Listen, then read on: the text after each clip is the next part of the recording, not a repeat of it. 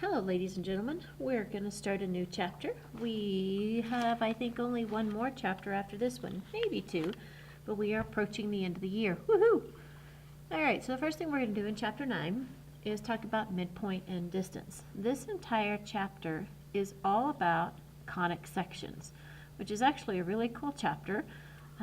It is a fun way to look at different figures. But we're going to start off nice and polite, and we're going to talk about midpoint and distance. So we're going to find the length and the midpoint of a line. So I'm going to go back and review a couple of the formulas that you have learned previously this year and other years. The first one is slope. So slope is delta y over delta x, which is the difference in the y's divided by the difference in the x's, or rise over run. Okay, and so we see that several different ways. Okay. The next formula is the midpoint formula, and you actually learned this in Algebra 1, and then you did it in algebra or in geometry, and then we're going to do it again in Algebra 2. So a midpoint is the exact middle of a segment. So if I have a finite segment, AB, and I find C is the midpoint, then this segment is equal to this segment. So that's what a midpoint actually is. The formula for a midpoint, and I'll abbreviate it, is going to be the average of the x's and the average of the y's. And notice that a midpoint is actually a point, and so it has to be reported in ordered pair notation. All right, the next formula that I'm going to give you is distance. Okay. All righty. So distance would be the length of a line segment.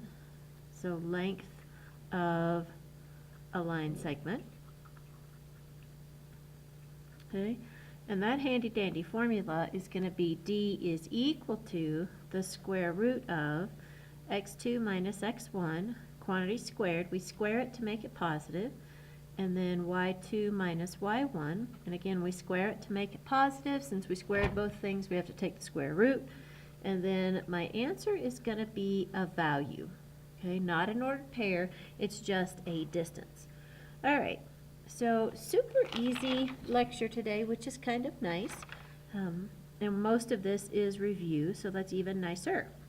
All right, so our first example is going to say find the midpoint, so I'm just going to abbreviate the midpoint and the length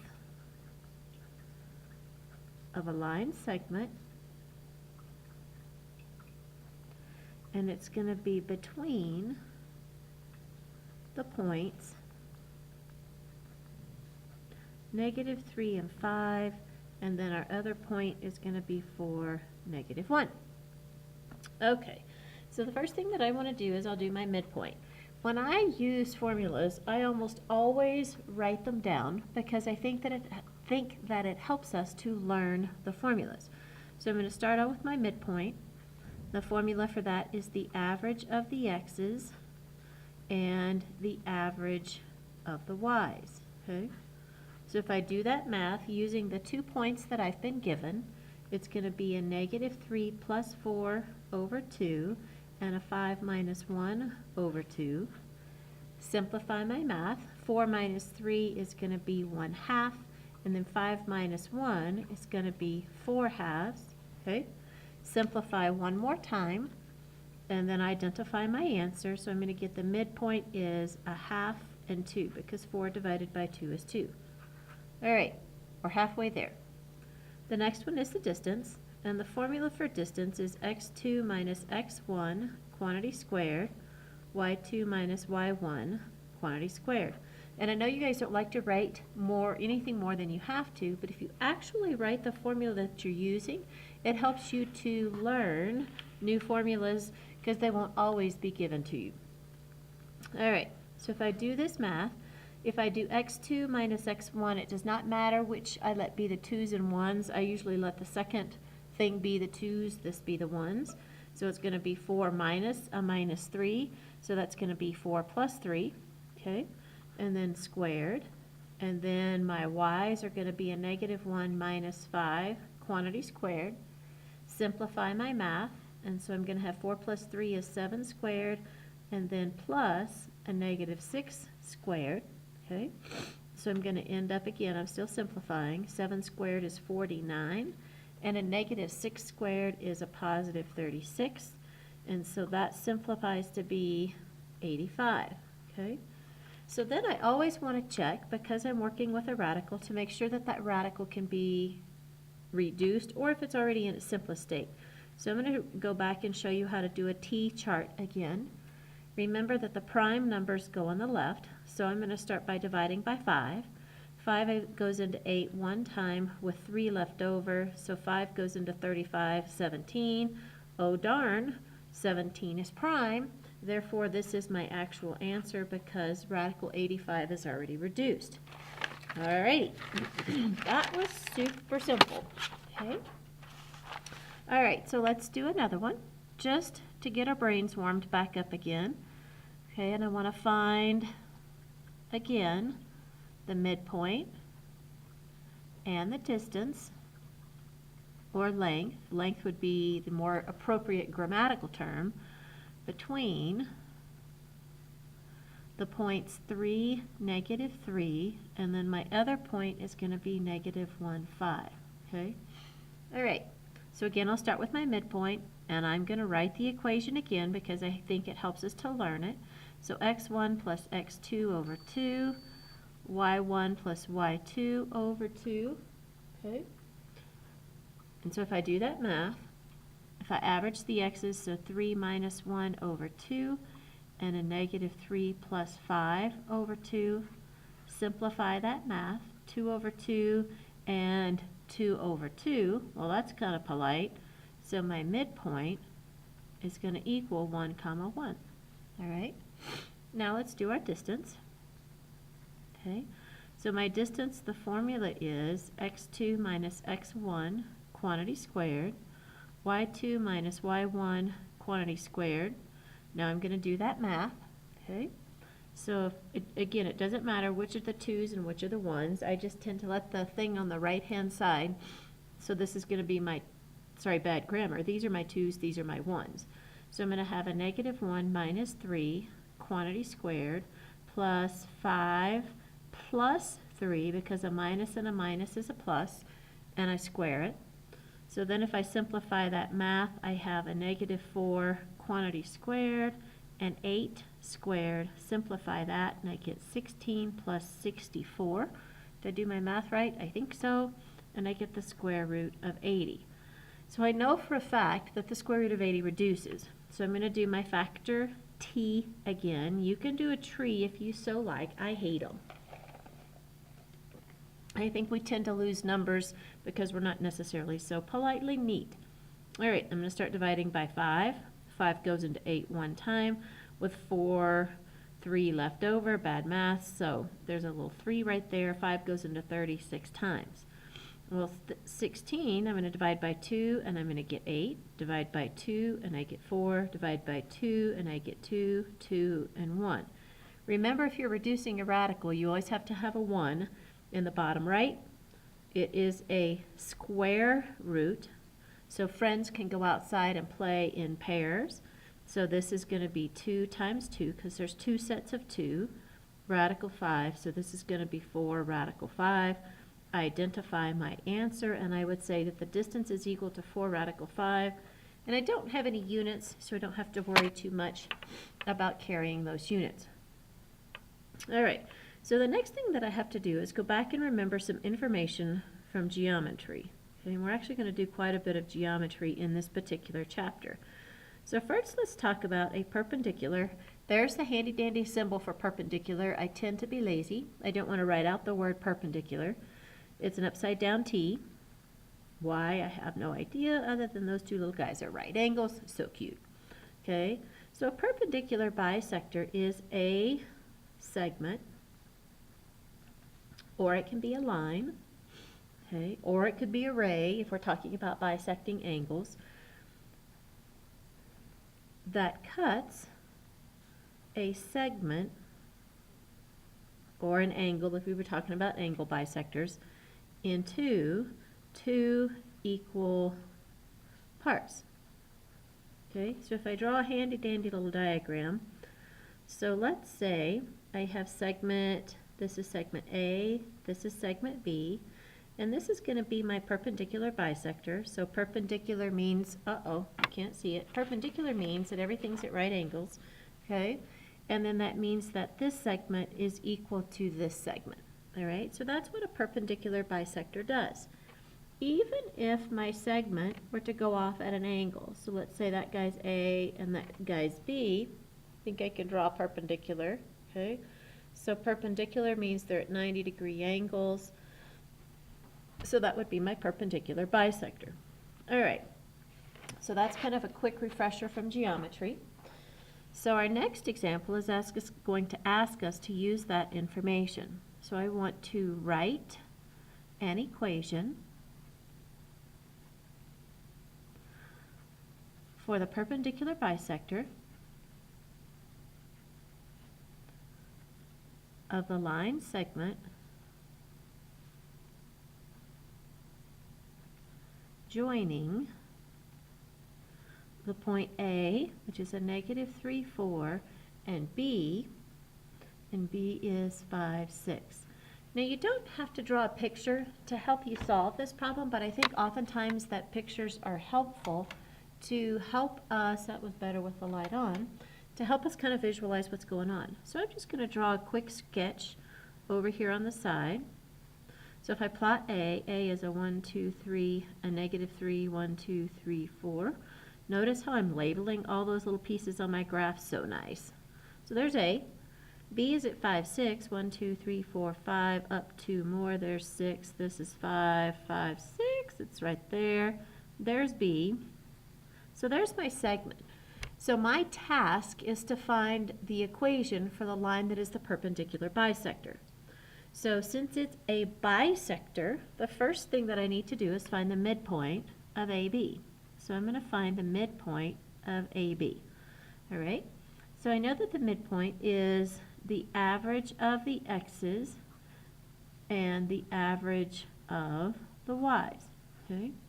So if I do that math, I'm going to have a -3 plus 5 over 2 and a 4 plus 6 over 2. So my midpoint is going to be 2 over 2, 10 over 2.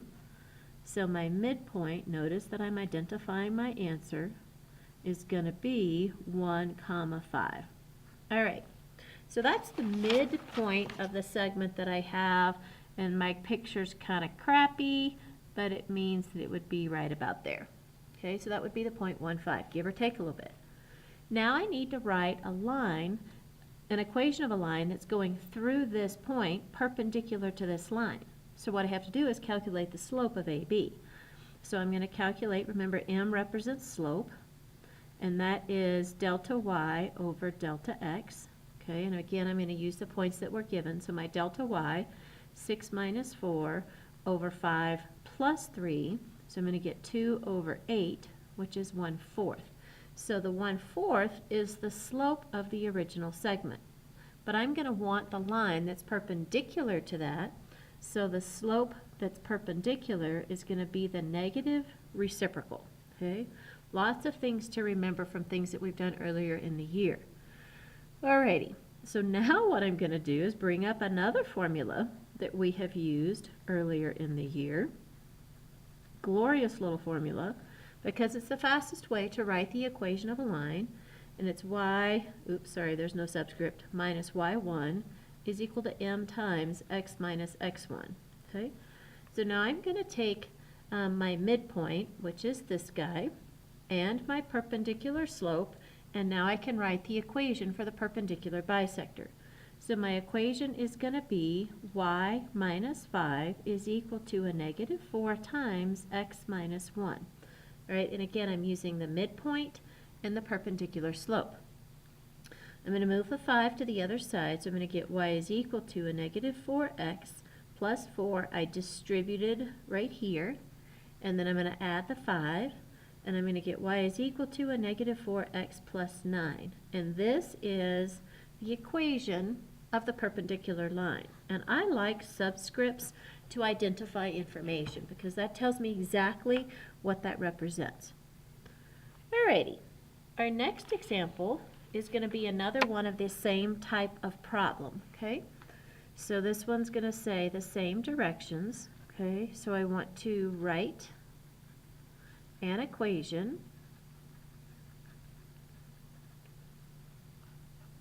and my computer's being weird. Oh no, where is it?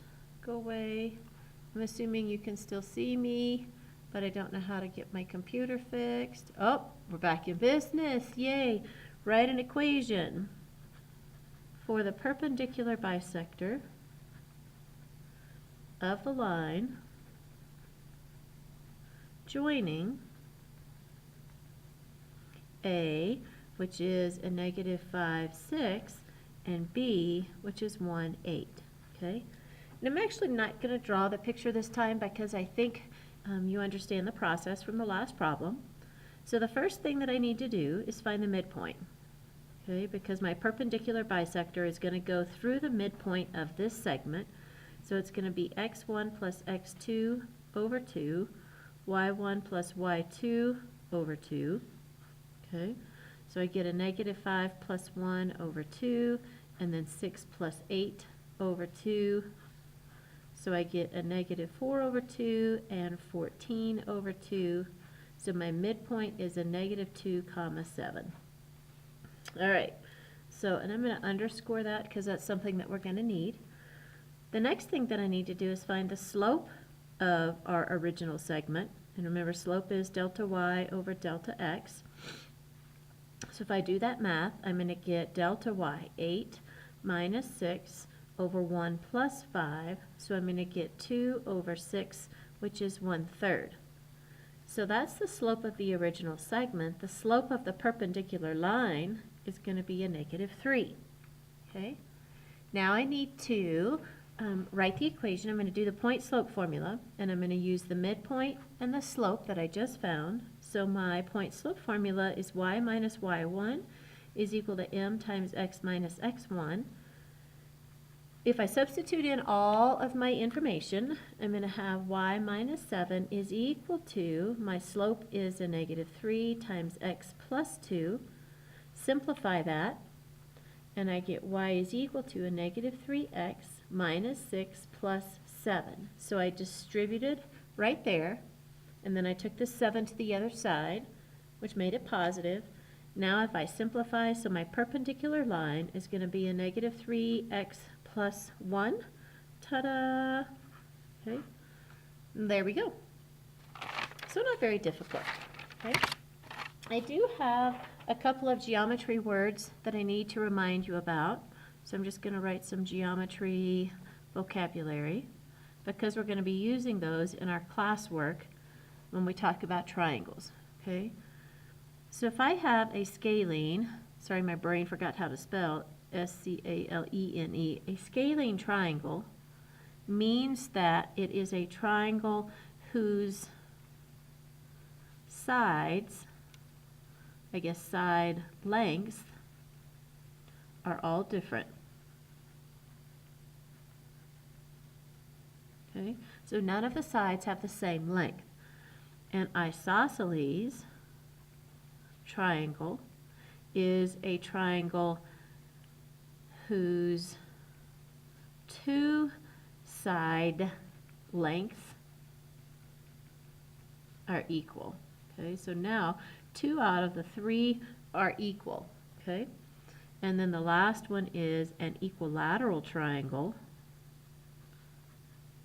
and it is a triangle whose 3 sides are all equal. Okay, so we started off with the triangle where nothing is equal, an isosceles triangle where 2 sides are equal, and then the last one is an equilateral triangle where all 3 sides are equal. All right, so let me give you your problem so it's a nice polite start to our next chapter. The first problems say find the distance between the 2 points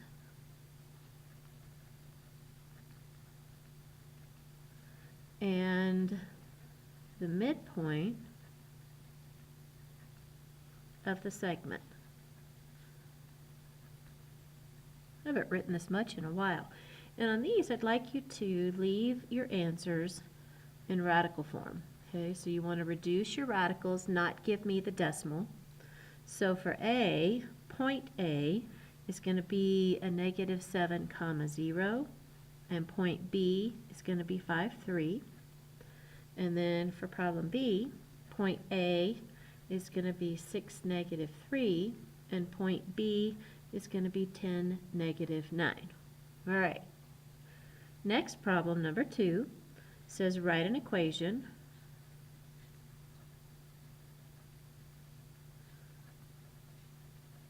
for the perpendicular bisector of the line segment joining the 2 points. This is a very formula-intensive chapter. Lots of formulas in this chapter. Every section we will get new formulas. So that being said, on our quiz or on an exam for this particular chapter, I will give you the formulas. You just have to know how to use them. All right, so A for this particular problem is going to be 5, 10, and B is going to be 10, 7. So remember, sometimes it's really helpful to draw pictures so that you can look at it. All right, the last problem says the vertices of a triangle are given. It says classify the triangle as one of our 3 vocabulary words, scalene, isosceles, or equilateral. All right, so my suggestion would be, and I'll give you the points in just a sec, on this particular problem, I would sketch it. So if it were me, I would sketch it because I think it's really helpful to look at it. And then I would label it, okay, with your A's, your B, and your C. And then you're going to have to calculate the lengths of all 3 sides. And then you can make a decision about whether it's scalene, isosceles, or equilateral. So point A is going to be 3, 5. Point B is going to be 5, negative 3, and point C is going to be 7, negative 3. So there are your 3 points. Good luck with your problems, and I will see you tomorrow.